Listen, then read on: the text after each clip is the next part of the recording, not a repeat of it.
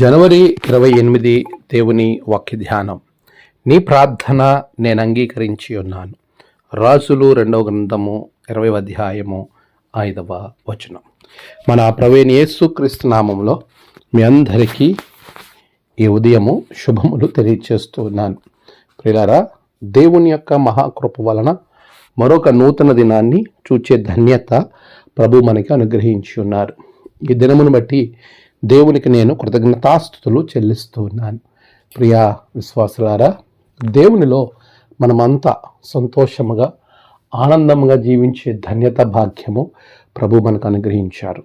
ఎంత గొప్ప ధన్యత అంటే, ఈ దినము వాగ్దానము మనలను ఇంకా సంతోషంగా ఆనందంగా ప్రభులో స్థిరపడినట్లుగా మనతో మాట్లాడుతూ ఉంది. నీ ప్రార్థనలు నేను అంగీకరించి ఉన్నాను.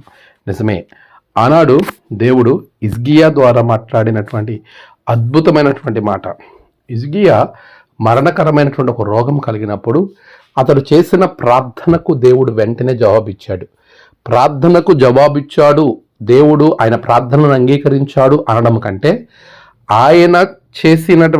ఆయన చూపినటువంటి నీతికి తగినట్టు ప్రతిఫలం ఆయన పొందుకున్నాడు. ఇక్కడ మీరు చూసినట్లయితే ప్రభువుతో చాలా స్పష్టమైనటువంటి ప్రార్థన ఈయన చేస్తూ ఉన్నాడు.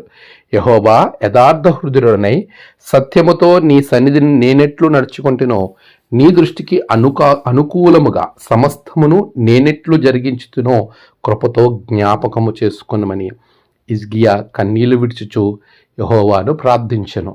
జ్ఞాపకం చేసుకొనమను అంటే నా నీతిని జ్ఞాపకం చేసుకొని హిజ్కియా దేవుని దగ్గర బతిమాలుతూ ప్రార్థించాడు. అలాంటి ప్రార్థన, అటువంటి జీవన విధానం కలిగి ఉన్న వారి జీవితాలలో ఉన్నతమైన శ్రేష్టమైన దీవెన ప్రభు సన్నిధిలో నుండి వస్తుంది. అదే నీ ప్రార్థనలు నేను అంగీకరించాను. 1 కాదు 2 కాదు 15 సంవత్సరముల ఆయుష్ను దేవుడు హిజ్కియాకు పొడిగించాడు. ప్రియులారా, ఈరోజు మనం ఆలోచన చేయాల్సిన విషయం ఏంటి తెలుసా? దేవుడు నా ప్రార్థనను ఇంకా అంగీకరించట్లేదేంటి అని ఆలోచించాలి. దేవుడు నాకు ఇంకా జవాబు ఇవ్వట్లేదేమిటి అని మనం ప్రశ్న వేసుకోవాలి తప్ప, ప్రభు నా ప్రార్థన వింటున్నాడా, లేకపోతే ఇంకా నాకు ఆలస్యం అవుతుందేంటి అనేటువంటి ఆలోచన దేవుని మీద నింద వేసే తత్వముతో మనం ఏమాత్రం మన విశ్వాసాన్ని కొనసాగించకూడదు. ప్రభుతో మాట్లాడుతూ ఉన్నప్పుడు ఆయన ఖచ్చితంగా నిశ్చయముగా నీ ప్రార్థనను అంగీకరిస్తాను అని వాగ్దానం చేశాడు. అలాంటి వాగ్దానము మన జీవితంలో నెరవేరడానికి ప్రభు ఉన్నతమైనటువంటి శ్రేష్టమైనటువంటి ఒక సందర్భాన్ని మనకిస్తాడు. ఆ సందర్భంలో నువ్వు నమ్మకంగా ఉండాలి.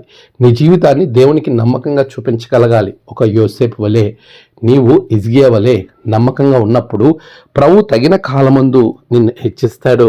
తగిన కాలమందు ఆయన ప్రతి విజ్ఞాపనకు, నీ ప్రార్థనలకు జవాబిచ్చి వాటి ద్వారా ఆయన మహిమపరచబడుతూ నిన్ను ఆశీర్వదిస్తాడు.